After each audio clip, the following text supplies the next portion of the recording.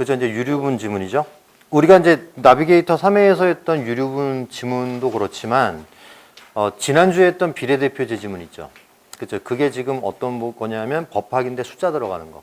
그치? 그러니까 지난번이랑 평가 요소가 똑같았다 해서 오히려, 프리파이널로서 역할을 한 건데, 이번에 이제 법학이 예상이 됐었거든요. EBS에서 법학 낸다는 몇 개 없거든, 어차피. 어쨌든 간에요. 여러분들 오히려 내가 만약에 비례대표제를 먼저 나비게이터에서 하고 그 다음에 유류분을 지난주에 했다고 하면 오히려 그게 더 안 좋을 뻔했어. 왜 그러냐면 지문 내용을 자꾸 기억해서 읽는 게 안 좋거든요, 별로. 아까도 했던 얘기예요. 그러니까 결국에 여기서 나온 거는 평가 요소가 적중이 된 거지. 우리가 봐야 되는 거는 여기 있는 평가 요소가 그대로 구현됐다는 점. 지난주도 쌤이 얘기했어요. 비례대표제가 나오든 안 나와도 우리한테 중요한 거는 용어 잘 잡아라. 그지? 그리고 이제 공식 같은 게 나오면 언어적으로 잘 해결을 해라. 이 얘기였던 거죠. 그죠? 그대로 이제 여러분들이 보면 되는 거예요. 그걸 바탕으로 해볼게요. 자, 1달러. 사유재산제도에서 누구나 자신의 재산을 자유롭게 처분할 수 있죠. 그죠? 그러나 기부와 같이 어떤 재산이 대가 없이 넘어가는 무상처분의 행위가 행해졌을 때에는 당사자인 무상처분자, 동그라미 쳐, 용어야. 알겠죠? 무상취득자, 용어입니다. 반응해줘야 돼요. 의사와 무관하게 그 결과가 번복될 수 있다. 번복이라는 게 뭐예요? 뒤집어진다는 얘기죠. 그죠? 뒤집을 수 있다. 진짜? 무상처분자가 사망하면 상속이 개시되고 그의 상속인 체크하세요. 유류분을 반환받을 수 있는 권리인 유류분권 동그라미 칩시다. 행사할 수 있기 때문이다. 이때 무상처분자는 피상속인이 되고요. 그의 권리와 의무는 상속인에게 이전된다. 이 얘기입니다. 자, 봅시다. 이거 한번 정리해보면 되게 골 때려요. 뭐냐면 이렇게 있고 그 다음에 뭐가 있어요? 이렇게 있겠지. 무상처분자가 뭐가 되냐면 이렇게 된다고. 이거 아니야, 그지? 그리고 이제 그 밑에 상속인이 있잖아. 같은 사람이고 이 말이잖아. 그게 뭐냐면 무상처분자가 죽기 전에 이제 기부를 했단 말이야. 통 크게 기부를 딱 했는데 갑자기 이제 이 사람 죽고 나니까 상속인이 갖고 내놓으라고 그러는 거예요. 이게 좀 상식적으로 이해가 가냐? 나 지금 이거 이상한 것 같아. 왜 그러냐면 아니 이 사람이 자기 의사에 따라서 통 크게 기분 좋게 기부한 건데 갑자기 그 자식이 가가지고 내놓으라고 그러면은 이거 줬다 뺏는 거 아니에요? 줬다 뺏는 거 되나? 이 얘기입니다. 이게 바로 유류분권이라는 얘기예요. 야, 읽으면서 좀 이상한 거 못 느꼈어요? 이상하지 않아? 이상하지 않아요? 그래서 이들끼리 싸우는 거야, 지금. 이렇게 된 거야. 피상속인 입장에서는 이 사람 자기 의사잖아요. 자기가 죽기 전에 착한 일 한번 하겠다. 착한 일 한번 하겠다 해서 전 재산을 기부했어. 그치?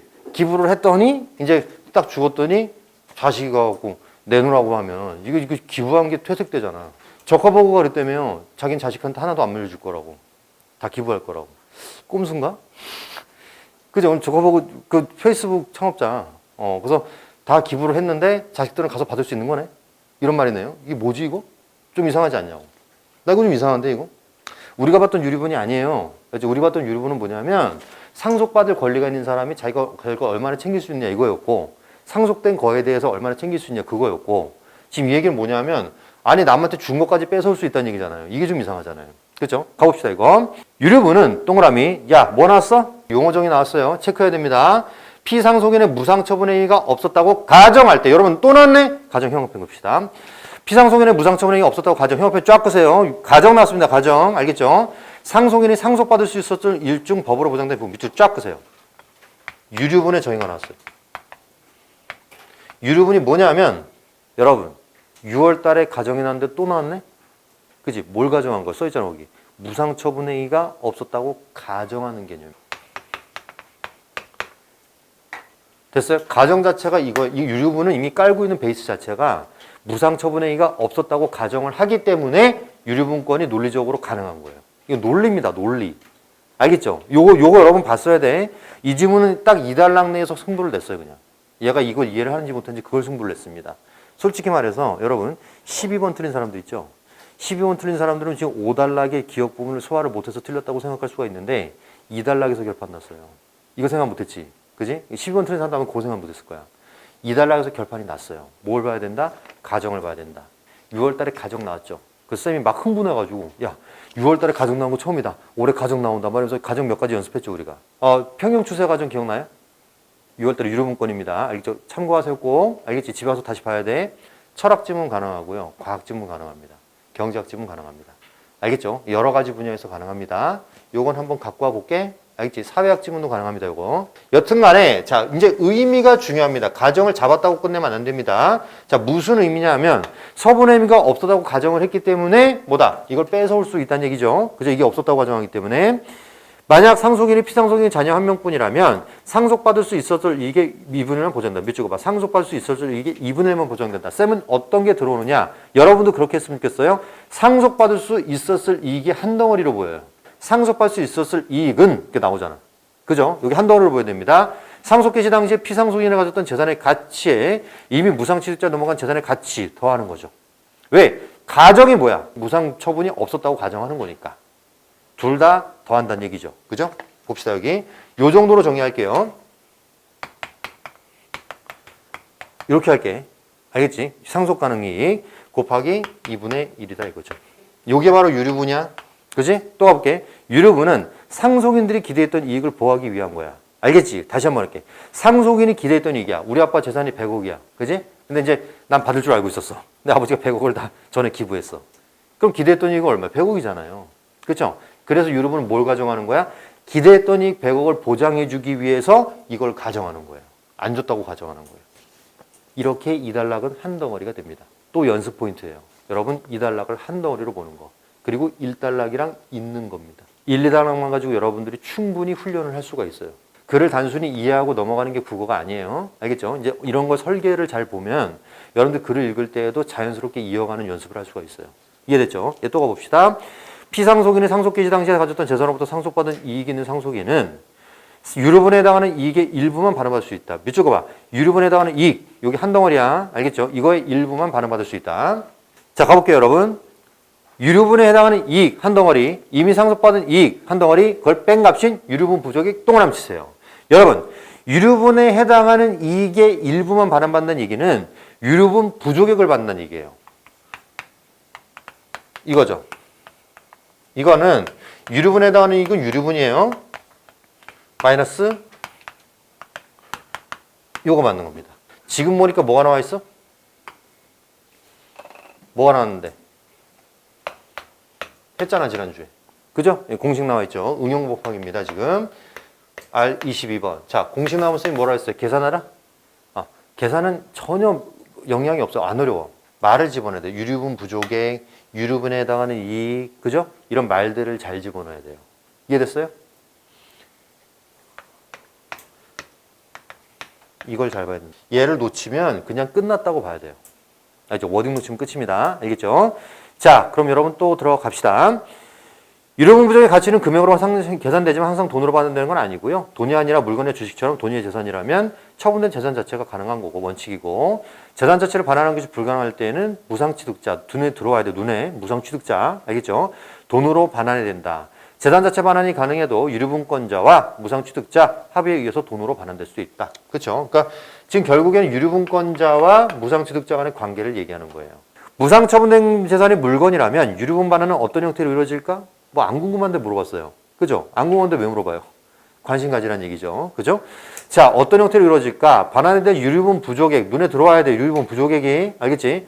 유류분 부족액이 무상처분된 물건의 가치보다 만약에 적어. 받을 것보다 적어. 예를 들어서 뭐 이쪽에 뭐 건물이 하나가 있는데 뭐 300억짜리 건물이 있는데 내가 이제 그 유류분권은 뭐 100억이야. 이러면 어떡하냐 이거죠. 건물은 뭐 3분의 1로 나눌 수는 없잖아요. 그죠? 어떻게 하느냐? 유류분권자는 그 물건의 가치에 상당하는 금액에서 유류분 부족액이 차지하는 비율만큼 반환받을 수 있다. 그래서 그걸 뭐라 그랬어요? 지분이라고 합니다. 지분 동그라미 치세요. 그러니까 여기서는 유류분권자가 이 돈과 지분으로 받을 수 있다는 얘기죠. 지금 딱 봐도 지금 용어를 강력하게 낸 게 너무나도 눈에 확연하게 띄고 있어요. 그지? 용어를 계속 내고 있죠, 지금. 유류분권자, 유류분 부족액, 유류분, 그죠? 상속 가능이, 뭐 이런 게 용어, 이런 것들 계속 내고 있죠. 지분 이런 것들. 5달러. 무상처분된 물건의 시가가 변동하면 유류분 부족액 계산할 때는 언제 시가를 기준으로 삼아야 될까? 별로 또 안 궁금한데 또 물어봤어. 그지? 관심 가지라는 얘기예요. 알겠죠? 관심 가져봅시다. 유류분의 취지에 비추어서, 잘 봐. 상속 개시 당시의 시가, 밑줄 그으세요. 상속 개시 당시의 시가를 기준으로 해야 된다. 이 얘기입니다. 다만 물건의 시가 상승이 무상취득자의 노력에서, 무상취득자 눈에 자꾸 들어와야 돼. 알겠죠? 무상취득자 노력에서 비롯되었으면 무상취득 당시의 시가를 기준으로 해야 된다. 이 얘기입니다. 예를 들어서 이제 이 사람이 100억짜리를 줬어요. 이 사람한테. 100억짜리를 줬는데 이 사람이 건물을 리모델링 해갖고 리모델링 열심히 해갖고 300억짜리를 만들어놨어. 그럼 이제 그 200억은 이 사람 노력한 거잖아요. 그죠? 이렇게 본다는 얘기입니다.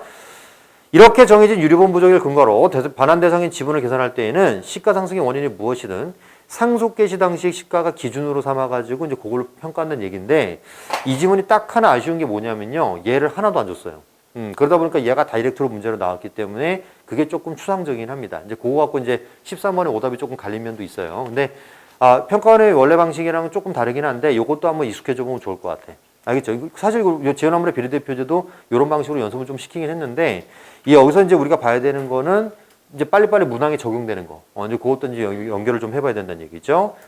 전체적으로 뭐냐면요, 이 글은 유류분이 핵심 내용이긴 하지만 결국에는 유류분권자와 무상취득자 간의 관계를 얘기하는 거예요. 근데 이게 전부 다 어디서 성립을 하냐면 이 가정에서 성립하는 거예요. 정의 자체가 애초에 무상 처분이 없었다고 가정을 하는 거기 때문에. 그죠? 이제 거기서 이제 연결이 되는 거죠. 이해됐나요? 자, 그럼 여러분 문제로 들어갑시다. 10번 문제 여러분은 20% 정도 오답률이 나왔는데 이게 전국 오답률이 50%입니다. 예, 굉장히 고무적인 일이에요. 알겠죠? 이제 우린 지금 되게 많이 낮았던 소리거든. 잘 봐. 왜 답이 2번이냐? 유류분이 보장되는 범위는 유류분 부족액의 일부가 아니고 유류분으로서 얻을 수 있는 이익의 일부로서 유류분 부족액이죠. 그지? 틀린 사람들 4번 찍었다고. 이거는 이렇게 정해져 있는 거야. 이거 4, 5번은 미리 만들어 놓은 거야. 함정으로. 입을 벌리고 있다고. 이거 출제자 입장에서 얼마나 재밌겠어. 4번 딱 만들었다 애들이 여기서 쏙쏙 들어와 이렇게. 참 재밌는 일이죠. 그죠? 그런 얘기란 말이야 지금. 그렇게 되면 안 된다고. 그지? 4, 5번 찍은 애들 내가 전국으로 추정을 해보면 4, 5번 찍은 애들은 어떤 생각을 가졌을 수도 있냐면 4번이랑 5번 중에 답이다. 뭐 이러면서 두 개 중에 이제 하나를 고른 거야 이제. 아주 연락에 고른 거죠. 그죠? 그래서 4번을 찍었어. 시간이 남았어. 5번을 다시 고쳐. 뭐 이런 짓을 했을 가능성이 높아요. 예. 애초에 감을 못 잡는다니까 이거는 6월 평가 문제랑 너무 똑같아요 지금 문제가. 유류분 부족액의 개념정의. 이걸로 냈죠. 그죠? 내가 6월 평가원 또 답까지 똑같은 건가? 막 그런 생각까지 드는데 6월 평가원 때 뭐 나왔어요? 그거 나왔죠. 사건의 효과 개념정의로 나왔죠. 89%짜리 문제 오답률. 그 오답률 제일 높았잖아요. 이 위치에 있어, 이 위치에. 14번으로 있었습니다. 그거는. 아무리 봐도 똑같은 사람 같은데 1번 문제 패턴을 똑같이 냈는데 이 10번 문제 자체가 뭐예요? 지금 개념정의를 그대로 냈어요. 그죠? 6월 평가원에서도 사건의 효과라는 개념정의를 그대로 냈어요. 똑같은 패턴에 당하면 안 돼요. 근데 뭐 하나만 바꿨냐면 지문 순서만 바꿨어요. 만약에 요 지문이 14에서 17번 지문으로 옮겨가잖아요. 예, 오답률 바로 올라가요. 지난번에 이중차법 그걸로 합니다. 예, 근데 요건 이제 요것만 꼼수로 바꿔놓은 것 같아. 중요도 정확도 그 지문이 어려운 게 아니고 사실 이 지문에서 애들이 다 힘이 빠졌어요. 그렇게 해놨으니까 예, 그 다음 지문에서 힘들었던 거죠. 하나 얘기해 줄게요. 지난번에 쌤이 풀이 때 그 얘기했을 겁니다. 오답률 89% 나왔죠 그때. 그래서 사건의 효과 개념적인 묻는 거. 애들이 용어정의 안 본다 그랬죠 쌤이. 그죠? 그래서 그때 좀 냉정한 얘기를 했는데 우리 수업에서는 이미 파악을 했잖아. 용어정의를 냈구나 파악을 했잖아. 그지? 근데 대부분의 전국에 있는 학생들은 용어정의를 잘 안 보기 때문에 예, 앞으로도 조금 힘들다. 9월 달에도 고쳐지기는 힘들 것이다. 이렇게 얘기했거든요. 왜 그러냐면 지난 6개월간 용어정의를 한 번도 신경 안 쓴 애가 3개월 동안 각성해서 쓸 리는 없다. 이렇게 얘기했잖아요. 또 증명이 됐어요. 알겠죠? 오답률이 50%입니다. 알겠죠? 그 친구들은 죽어도 안 고쳐진 애들. 걔네들이 수능 시험장 가면 어떻게 되느냐? 똑같이 또 틀립니다. 2달 만에 바뀔 수가 없어요. 6개월 시간 줬는데 안 되지? 3개월 시간 줬는데 안 되지? 2개월 시간 좀 된다고 되겠어요? 안 됩니다. 본인의 원인이 어딘지 몰라요. 그래서 걔네들은 뭐 어디 목을 매할 가능성이 높냐면 4번, 5번은 왜 돼요? 뭐 이런단 말이야. 이미 질문이 1차원 쪽으로 넘어가게 돼 있어. 알겠죠? 근데 낸 거는 아주 쉬워요. 이거거든요. 걔네들이 한심한 게 아니에요. 가르쳐 주질 않아요, 누가. 불안한 거지, 사실은. 그지? 이렇게 단순한 원리가 있는데. 이 얘기입니다. 알겠죠? 그리고 2번을 뭘로 치부할 가능성이 높냐면 지엽이다. 이런다고. 못 고치는 거야. 수능에서도 이렇게 내거든, 어차피. 그럼 뭐 있어? 수능 탓을 하겠지. 그러니까 누군가 잡아놓고 가르쳐 주지 않는 이상은 안 고쳐집니다, 이건. 알겠죠? 예. 대부분 국어를 굉장히 이상하게 보고 있어요. 이렇게 단순한 거예요. 알겠지? 그럼 4번 가봐.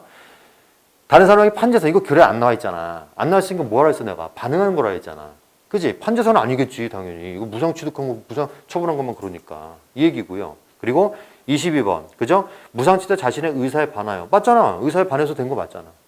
그러니까 봐봐. 2번을 찍는 순간 4번, 5번은 아주 스무스하게 넘어갈 수가 있는데 2번을 못 찍으면 4번, 5번이 아주 고통스러워요. 그러다 보니까 뭐야? 계속 시간만 끌고 끝나는 거죠. 그렇죠? 예, 그렇게 되다 보면 멘탈이 나가요. 이것부터. 그러면 다른 문제들까지 다 맥락이 끊기게 돼 있습니다. 11번, 2번 무상 처분된 물건이 반환되는 경우 유류분 부족이 크다라면 뭐야? 지분이 더 커진다. 누구 지분이? 아니 부족액이 개념적인 주는 대로 해야 된다니까. 이거 유류분권자가 받을 돈이야 이거. 그지? 그럼 뭐야? 얘가 커지면은 이 사람 지분이 커지는 거지 이 사람 지분이 왜 커지냐고. 또 용어지 용어. 이 용어랑 이 용어로 구별해야죠. 그렇죠? 주체 구별해야죠. 이 말입니다. 또 갑시다. 무상취득하고 무상취득 물건을 반환할 수 없게 되면 유류분 부족이 돈으로 반환된다고 써있잖아 글자로. 돈과 지분을 구별해라. 이 얘기입니다. 4번. 유류분권자가 유류분 부족을 물건 대신 돈으로 반환하라고 요구하더라도 무상취득자는 물건으로 반환할 수 있지. 왜요?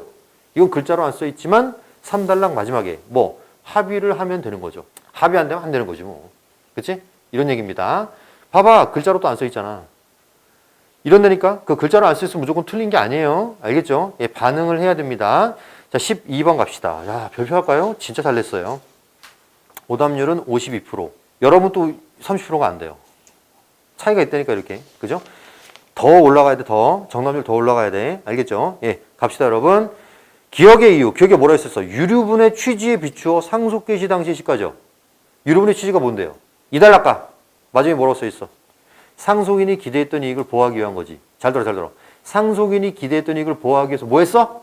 가정을 했죠. 다시 유류분의 취지에 비추어서 이거잖아, 그지? 유류분의 취지가 이달락 마지막에 나온 상속인의 기대했던 이익을 보호하기 위한 거야. 그래서 뭐야? 무상취득 안 했다고 가정했어요. 그게 바로 12번의 답입니다. 소름 끼치게 문제 잘 냈어요. 알겠죠? 이렇게 잘 낼 수가 없을 정도로. 그리고 더 놀라운 거.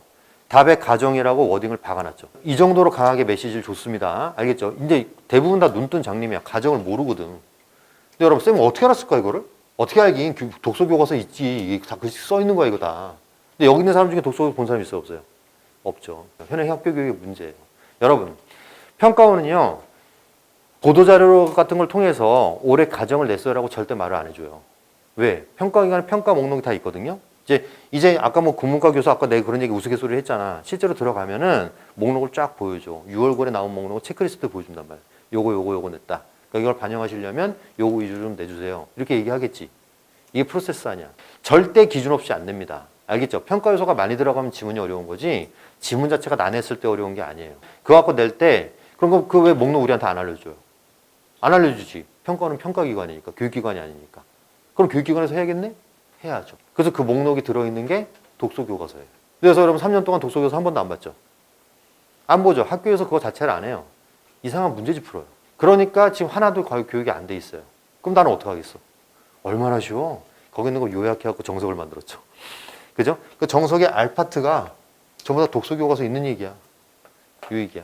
아니, 근데 너네 지금 나랑 보면 여기서 나오는 거 몇 개 안 되지. 그렇다니까 시험에 나오는 거 몇 개 안 돼요.